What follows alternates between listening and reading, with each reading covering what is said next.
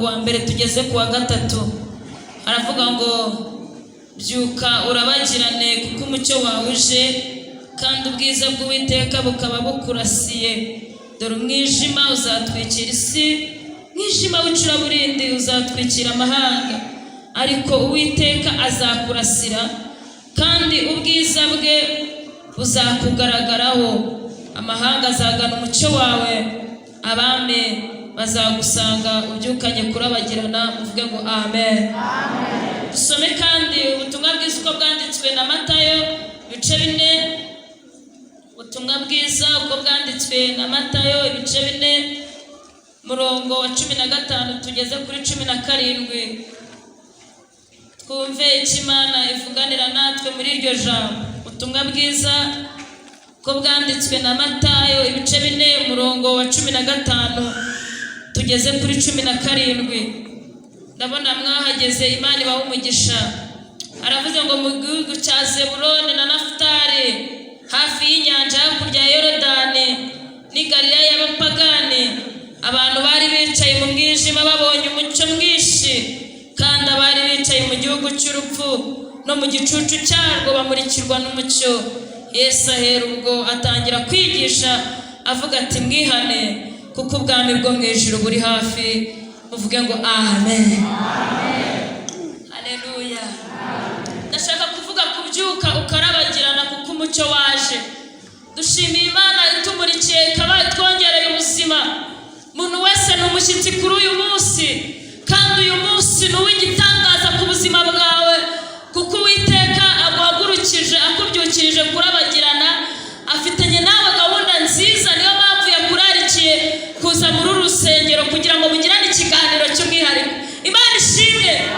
Hari umugabo nakunze witwa Nikodemo. Yari umugabo wajyaga aba muri rya tsinda 70 yabanaga na Kayafa baciraga Yesu urubanza. Ngo yari ari umwigisha Yesu rwishwa, ngo agakurikirana ibintu bya Yesu, ariko mwibanga agagirana umwihariko wo gutumira Yesu. Ngo bahurira ngo munsi y'umusozi wa Elayo, ngo bafitanye gahunda y'umwihariko. Nagira ngo mubwire, nubwo tubona turi benshi, ariko ufitanye na Yesu gahunda yihariye. Mwaje guhura icyama uyu munsi mukagirana ikiganiro cyihariye n'ubuzima bwawe. Imana ishimwe. Kubyuka ukarabagirana, ndavuga ibintu bitari byinshi, ariko harimo utuntu 5 tw'ingenzi. Icya mbere, habyuka nde? Ninde ubyuka? Icya kabiri ndavuga yaryamye habaye iki? Ese kuryama kuba muntu Imana igambiriye kuza kubyutsa yaryamye habaye iki? Nize mpamvu zamuryamishije? Icya gatatu, umubyutsa ninde umubyutsa? Icya kane, icyamubyukiriza nacyo turakireba. Icya gatanu, icyo uwo muntu usabwa kubyuka asabwa, hari ibyo asabwa kugira ngo ahure n'izo mbaraga z'icyo abyukirijwe. Imana ishimwe. Amen. Icya mbere, habyuka ndavuga abantu b'ibyiciro 3 bikwiriye kubyuka. Imana ishaka ko mubyuka. Hari impamvu umwuka yaje kubashumba b'iri torero bagategura insanganyamatsiko ivuga ngo byuka urabagirane. Haleluya. N'abantu 3 Imana igambiriye kubyutsa muri iri teraniro. Umuntu wa mbere ni umuntu usinziriye, niwe ubyuka. Ahimbazwe Yesu. Iyo usomye ubutumwa urwandiko Pawulo yandikiye Abefeso ibice 5 murongo wa 14, haravuga ngo nicyo gituma bivugwa ngo yewe usinziriye we kanguka uzuke, ngo Kristo abone uko akumurikira. Umuntu umaze iminsi asinziriye, ibitera abantu gusinzira ni byinshi. Ni amaganya n'ibihendo by'isi nibyo bifata abantu bikabasinziriza. Bivuze ngo gukunda imiya ni umuzi w'uburingiti cyangwa kuvurori bitwikira abantu bikabatera gusinzira. Imana idufashe. Umuntu wese uri bwimenye ko akunda imiya agakunda n'iby'isi cyane kurusha iby'ijuru, araba afite ibitotsi byamuteye gusinzira. Uwa kabiri Uwiteka agendereye kubyutsa ni umuntu wisinzirije agakanguka kubera impamvu z'ubute. Nawe Yesu afitanye nawe gahunda kugira ngo abyuke. Uyu muntu wisinzirije rero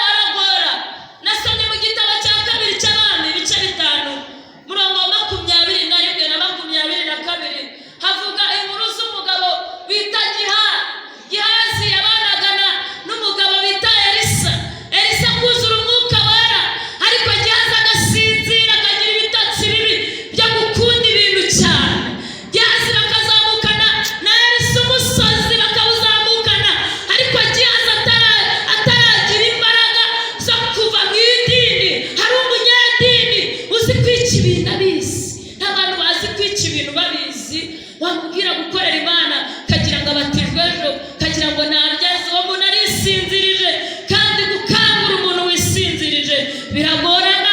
Umwuka yambwiye ngo n'uwo muntu nawe ngo bafitanye gahunda kugira hezake ngo kugirana n'umwami Yesu gahunda kugira ngo nawe abyuke amurikirwe n'umucyo nawe abyuke. Ashimwe, asifiwe Yesu. Nawe wisinzirije, Yesu yambwiye ngo afitanye nawe gahunda kugira ngo ubyuke umurikirwe n'umucyo. Imana ishimwe.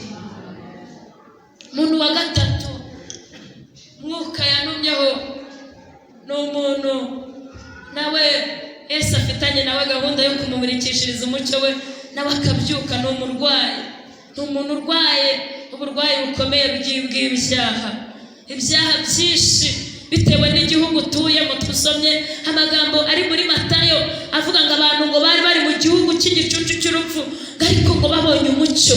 Hari abantu bicaye mu mwijima wicira burindi, bakeneye guhura na Yesu akabamurikishiriza umucyo we akabyuka, kubera ko imyaka bamaze ku kidendezi bategereje uwabajugunyamo.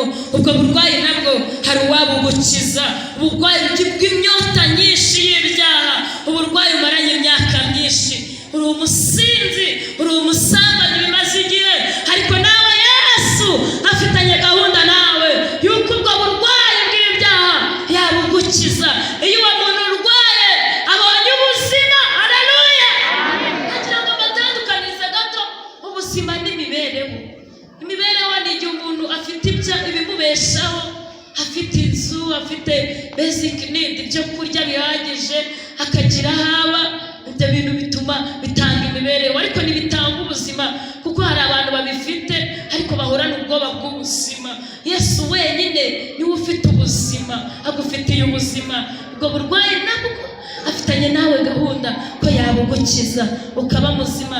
Nari nafashe icyitegererezo muri Yohana 5:5 kugeza ku wa 8. Umugore ngo wari umaze n'umuntu ngo wari umaze imyaka myinshi 38 ngo ku kidendezi, ariko ahuye n'umucyo. Haleluya. Hari indwara iri mu mubiri wawe itegereje kumurikirwa n'umucyo, ikijyana atari uko uciye mu kidendezi aho abandi baciye, ahubwo guhura n'ijambo ry'ubuzima. Yesu akakubwira ngo byuka wikorere uburiri bwawe. Imana ishimwe. Narivuze ngo Imana ishimwe. Amen. Hari undi muntu wari urwaye, afite uburwayi abumaranye igihe kirekire, ngo ni umugabo. Mariko 2:10-11 ngo ni abagabo ngo babonye. Ibashimwe Yesu. Haleluya. Amen. Ishimiye n'itorero mwakoresheje imbaraga zingana gutya kugira ngo iki giterane kibe, kwari ukugira ngo byibuze duterure abarwayi n'abatubageze ku Kaperinawumu aho Yesu ari, nawe amufitiye gahunda nziza yo kubakiza. Haleluya. Haleluya. Agize neza gutegura iki giterane kugira ngo tugire abantu twikorera tubashyikirize Yesu ahantu ari. Imana ibahe umugisha urumuri. Mwakoze kuza kudufasha ubushishi kugira ngo tugire abarwayi tugeze i Kaperinawumu kwa Yesu. Amen. Imana ishimwe. Nawe rero ufite uburwayi bumaze imyaka myinshi, nawe Yesu afitanye nawe gahunda, yaba ubwo mu mubiri, yaba ubwo mu mutima. Umuntu w'imbere urumva ibibazo byarakurenze, urumva ufite agahinda kenshi kakuzengereje, Yesu afitanye gahunda yo kubyutsa n'abantu bamaze igihe barwaye. Imana ishimwe. Narivuze ngo Imana ishimwe. Rero uryama aryama habaye iki? Nubwo tuvuze ibice bitatu by'abantu baryamye bakeneye kubyutswa n'umwami Yesu, hari impamvu zagera muri 6 zituma abantu baryama. Impamvu ya mbere ni umunaniro. Umunaniro mwinshi utera abantu kuryama. Ndavuga ku bagabo babiri niruse. Umugabo wa mbere ni umugabo bita Eliya. Eliya yakoze akazi gakomeye. Haleluya. Nagira ngo nawe warunaniwe, Yesu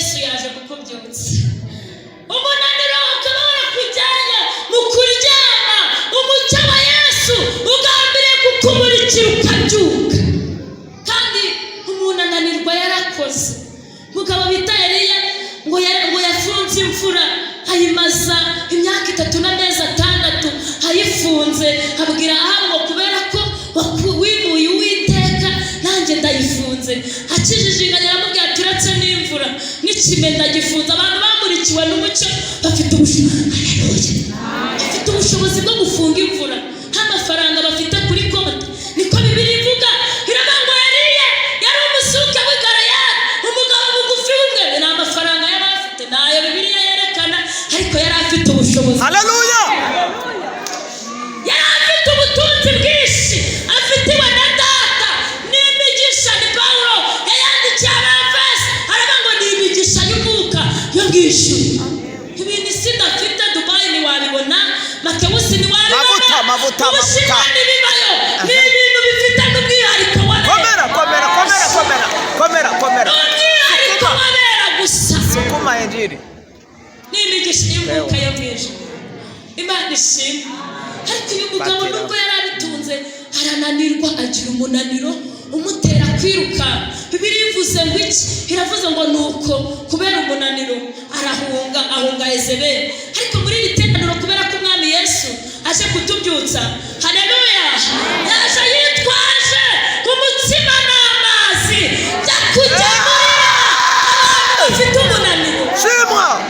Itangazo mbahaye abantu mwari mufite gahunda yo gusezera, Umwuka Wera yantumye ngazanye umutsima n'amazi. Mwe gusezera. Hari umutsima n'amazi byaterekewe mu gikoni cyo mu ijuru. Ijuru ryagutekerejeho, ryakugemuriye. Wigenda ijuru ryagemuye. Imana ishimwe. Buri mu mpamvu zikomeye zatumye dutegura igiterane kugira ngo ijuru rikugemurire umutsima n'amazi byatekewe mu gikoni cyo mu ijuru. Imana ishimwe. Mu ijuru bajya bateka. Winanirwa mu rugendo nubwo inzira irambye, ongera wihangane.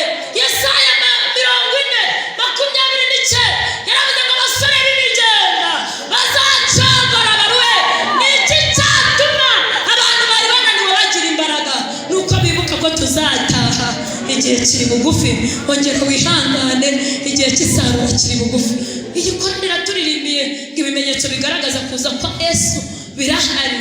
Mwongere mwihangane, umutsima n'amazi bibatere gukomera.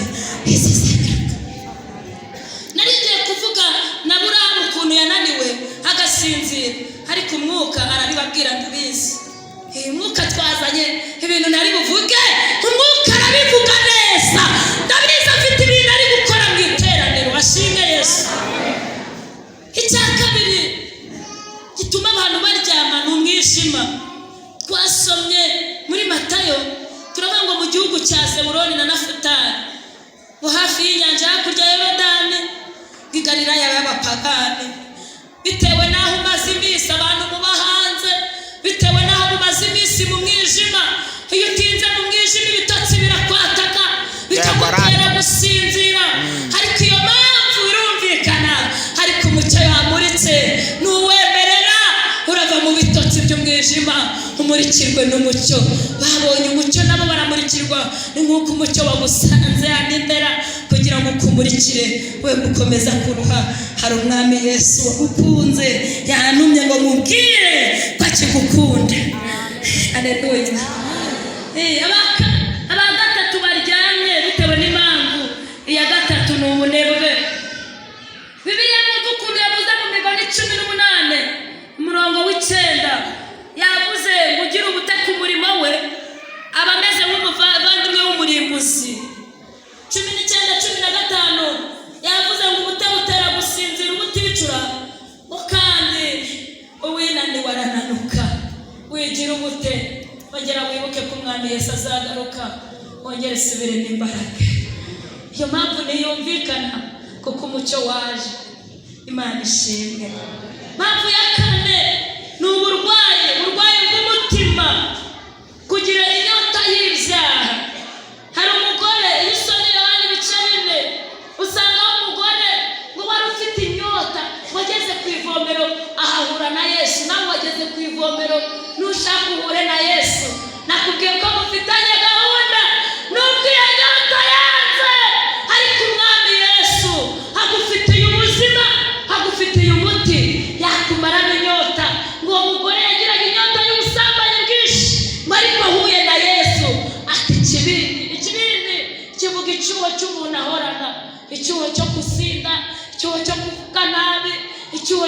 imyitwarire, ariko iyo cyo cyuho uhorana. Uwiteka afite gahunda yo guhura nawe ugatika ibindi. Iyo uhuye na Yesu utika ibindi, inyota igashira. Amen. Mpamvu ya gatanu ni mpamvu y'inzara. Bibiliya ivuze ngo iki? Amosi 8:11 yavuze ngo abantu bazasonza, ariko iyo nzara ntabwo izaba ari ibyo kurya cyangwa ibyo kunywa, ahubwo izaba ari inzara y'ijambo ry'Imana. Birashoboka ko bavuga ngo njyewe ndaterana kenshi nta nzara mfite, ariko ibimenyetso bya bwaki y'ibiryo by'ijambo ry'Imana birakugaragaraho, kubera ko mu bagambanyi ubamo, mu birariro ubamo, urikunda. Ibyo ni ibimenyetso biranga gusonja ijambo ry'Imana, kuko ijambo ry'Imana nibaririmba, ijambo ry'Imana nibaribwiriza, ijambo ry'Imana ni ubuzima. Ijambo ry'Imana ni ubuzima.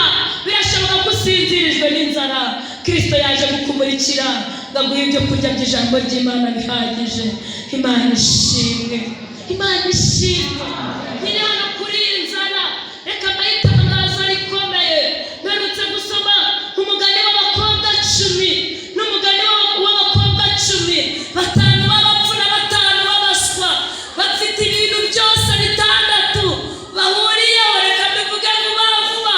Icya mbere, aba bakobwa bose baba mu nzu, birashoboka ko uri umunyetorero. Icya kabiri, aba bakobwa bose baba ni abanyetorero. Icya kabiri, bose bafite amatabaza. Icya gatatu, bafite amavuta. Iyo baririmba uba ubona amavuta, iyo babwiriza uba ubona amavuta, niyo badiyakona uba ubona amavuta. Icya kane, bose bafite ikanzu, bose bafite imirimo.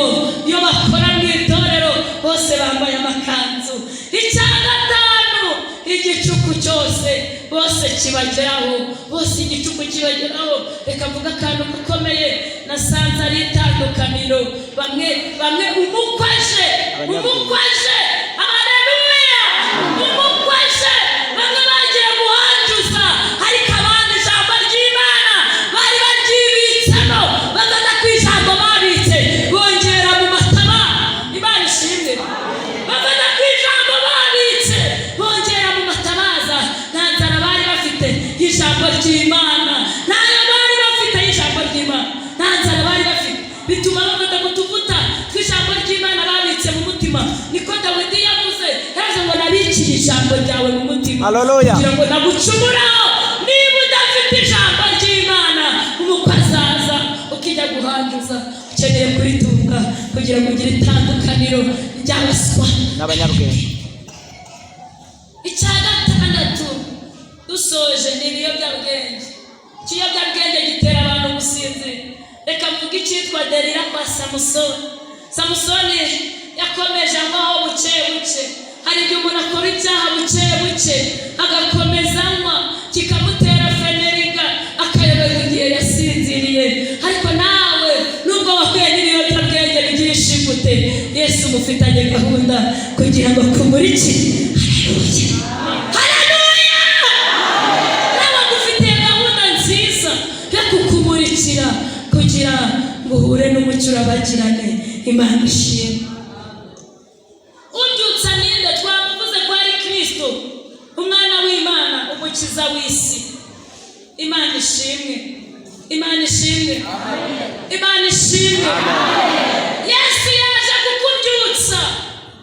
Birashoboka ko wisinzirije, birashoboka ko ufite ibitotsi, birashoboka ko umaranye iminsi uburwayi bwatumye usinzira, ariko Yesu yaje kukumurikira kugira ngo kubyutse muri uwo mwijima umaze n'igihe.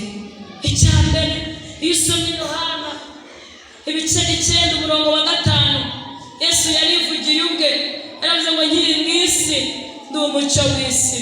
Ndumva nshaka ko dusenga. Yesu niwe mucyo w'isi. Iyo umwakiriye uba wakiriye ubuzima bumurikiwe. Ni umucyo, ntabwo uvirwa n'izuba cyangwa ukwezi. Niyo ukwezi kutavuye, wowe uba ufite urumuri ruba mu mutima wawe. Nagira ngo gutangariza ikintu gikomeye.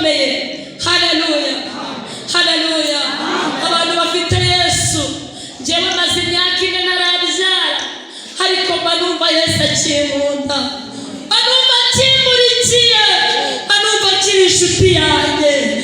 Wowe kubera kutamutunga uzatora amashashi. Isi iratubabaza iyo ibiciro bitazamutse, covid iba yaje, isi ifite ibintu biyijimisha byinshi. Nudatunga Yesu uzumirwa, uzaba uri umukene mu buryo bukomeye. Hari ibintu isi yatubeshe cyangwa kubabwiza ukuri nkurikije icyo Bibiliya ibivugaho. Isi yarababwiye ngo burya ari amazu mutunze n'imitungo yimukanwa, ngo n'utumodoka ngo n'imitungo yimukanwa. Harababwira ngo n'abagore n'abana ngo n'imitungo yimukanwa. Ibabeshya ko amafaranga hari umutungo wimukanwa. Ariko reka nkubwize ukuri, niba udatunze umucyo w'isi, niba udatunze umwami Yesu mu buzima bwawe, uri umutindi cyane. Kuko nta muntu upfa ngo bamuhamba n'amafaranga, nta n'uwabaha imodoka ngo ayijyane, nta n'ujyana n'umugore. Umutungo dufite inaha wimukanwa ni Kristo. Niba utagutunze urakennye, Vuga Imana. urakennye, Amen. uri umukene. Hari sisiteme yaje mushumba, iyo umuntu apfuye basigaye bamukuramo n'akabaza yiguriye, bakamubwira ati rero muri sisiteme yo kugenda wambaye ibyera, reka tugugurire popoline. Bakaguha 2,000 bya popoline, akaba ari byo bagushyinguramo. Warabiruhiye. Ariko nudatunga Yesu uzagera muri feke. Nudatunga Yesu uzagera ukenyeje. Ukeneye Yesu mu buzima. Baba. Shimwa Yesu. Oya, vuga Imana. Ukeneye Yesu. Ndafashije. Wabona isi gutera na saruti, ariko ikimenyamenye warwaye, abazi gutereye bose barayamanura bakavuga turi murapfa genda. Uri murapfa genda. Ariko iyo ufite Yesu waguye no muri icyo gihe. Tunga Yesu uzamukenera. Tunga Yesu uzamukenera. Umwana yakirikane. Haleluya. Hari igihe umuntu amamagara kandi ndi umuntu, nabona iyo nimero ndayizi ndi mu iteraniro, avuga ati ndibuze kumwitaba igihe mboneye. Ariko nk'umushumba kubera ko nanditseho pasiteri, ndavuga ati umushumba wanjye arampamagaye. Haleluya. Kubera iki mfite nimero ye ya telefone. Nudatunga Yesu uzamuhamagara umukeneye ntabwo azakwita. Afite abantu baziranye, nimero ye yicamo buri gihe, nimero zabo zicamo. Uri feke, isi irakosha, isi iragushuka cyane. Ukeneye gutunga Yesu, ukeneye Yesu mu buzima. Uzamukenera. Ushobora kwibona mu mafaranga, ukibona mu tuntu twa feke turaho, ariko Yesu uramukeneye.